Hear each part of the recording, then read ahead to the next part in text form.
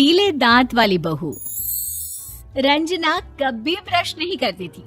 उसे कितनी बार उसके माँ बाप ने डांटा, लेकिन उसका कोई असर उस पर होता ही नहीं था, जिस कारण से उसके दांत पीले पीले हो जाते हैं। शादी के बाद। अरे बहू, वैसे तो तुझ में कोई कमी नहीं है, पर तेरे दांत इतने पीले कैसे हैं बेटा? कैसे मतलब? कोई सर्जरी थोड़ी ना कराइए। वो तो क्या नाम, मैं ब्रश नहीं करती थी तो पीले हो गए। अब क्या करूं? आप कहे तो लाल करवा लूं या फिर काले? यार ये क्या है, क्यों माँ से लड़ रही हो? लड़ रही हूँ? अरे मैं लड़ रही हूँ या ये बोल रही है कि दांत पीले हैं, पीले? अरे तपस्या थोड़ी ना की है इन्हें पीले करने के लिए। बकायदा ब्रश नहीं किया है 20 साल तक, तब जाकर। छी, कैसी बात कर रही हो? ये उस वक्त तो पीले नहीं थे जब हम लोग तुम्हें देखने आए थे। अरे तब साफ करवा लिया होगा डेंटिस्ट के पास जाकर। अब देखो कैसे पीले पीले लग रहे हैं। रंजना सास की तरफ गुस्से से देखती है। फिर शुरू हो गई पीले पीले पीले। अरे पीले तो तब भी थे जब मेरे हाथ का रसगुल्ला उड़ा उड़ा कर खा रही थी और बोल रही थी, लड़की नहीं गुणों का खजाना दे रहे भाई साहब आप। खैर, अब वो लोग करते भी तो क्या करते, पीले दांत वाली बहू पल्ले पड़ी थी तो झेलना तो था ही। एक दिन कीर्तन में रंजना गाना गा रही थी। अरे कमला बहन, माँ का द्वार है, यहाँ तो सब शुद्ध होकर आते हैं, फिर अपनी बहू को ब्रश भी नहीं करवाती तुम। दूर से पीले पीले दांत भक्ति में बाधा उत्पन्न कर रहे हैं। अरे कोई 2 साल के बच्चे थोड़ी ना लेकर आई हूँ मैं बहू बनाकर।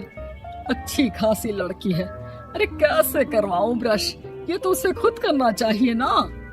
अब माँ बाप तो इसके जैसे तैसे निपटा दिए, ये नहीं सोचा कि सास कैसे संभालेगी।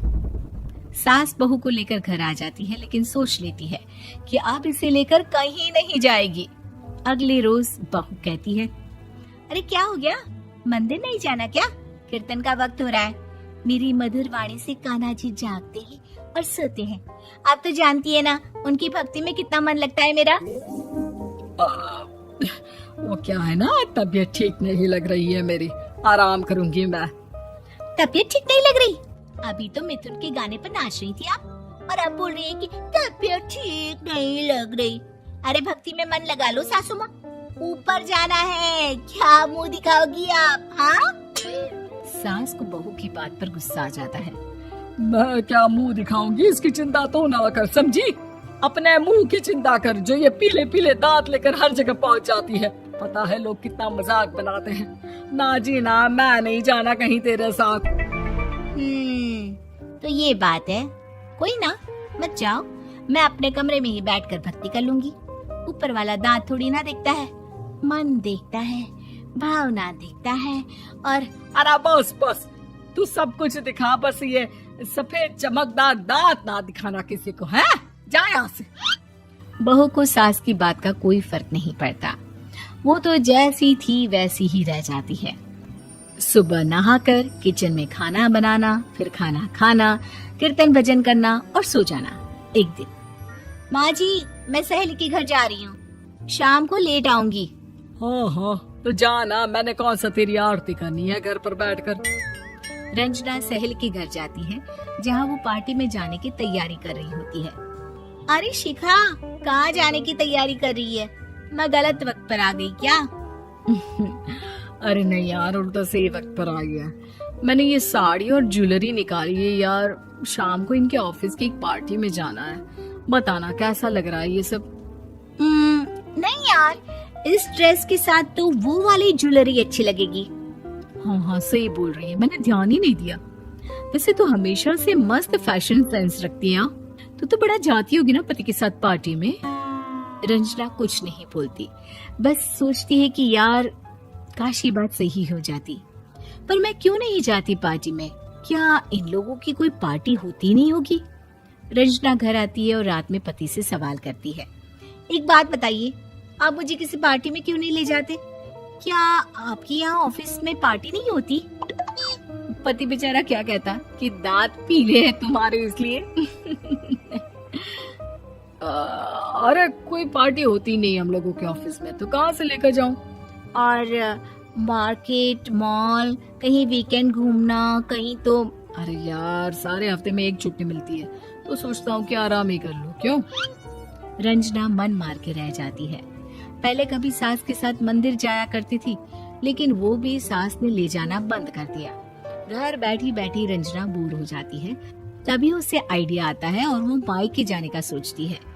सासू माँ, 2 दिनों के लिए मम्मी के घर जा रही हूँ। अच्छा ठीक है, आराम से जा। और हाँ, माँ से कुछ अच्छी आदत सीख कर आना कि कैसे शरीर के हर भाग की तरह दांतों की सफाई भी जरूरी होती है, समझी?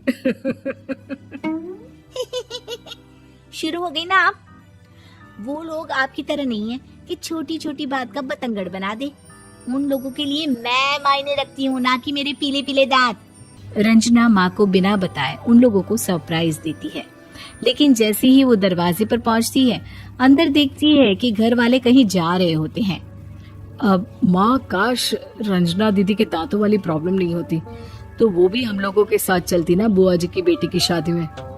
हाँ बेटा, लेकिन अब उसे कौन समझाए कि उसको उसके पीले दांत नहीं दिखते, लेकिन उसके आसपास के लोगों को कितना एम्बैरेसिंग फील कराते हैं।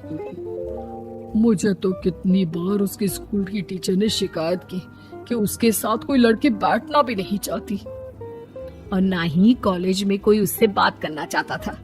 लेकिन पता नहीं क्यों उसे ये बात समझ में ही नहीं आती। कोई कमी नहीं है उस लड़की में, बस यही कि दांत पीले हैं। वो तो भला हो जीजा जी और उनकी माँ का, जो दीदी को जैसी है वैसे ही रखा हुआ है। रंजना को अपने घर वालों की बात सुनकर बहुत दुख होता है। वो सोचती है कि वो क्या करे, लेकिन फिर वो सीधा डेंटिस्ट के पास जाती है, अपने दांत चमकाती है और कसम खाती है कि वो रोज ब्रश करेगी। अरे क्या हो गया? तुम तो 2 दिनों के लिए गई थी ना, पर कोई ना, अच्छा है, चलो आ गई तो। रंजना सास के सामने आकर खड़ी हो जाती है और पूरी स्माइल करती है, उसके चमकदार दांतों को दिखाती हुई। चले मंदिर। माँ, मुझे माफ कर दीजिए, मैंने आप लोगों को बहुत एम्बैरेसिंग फील करवाया। मैं आज से रोज ब्रश करूंगी।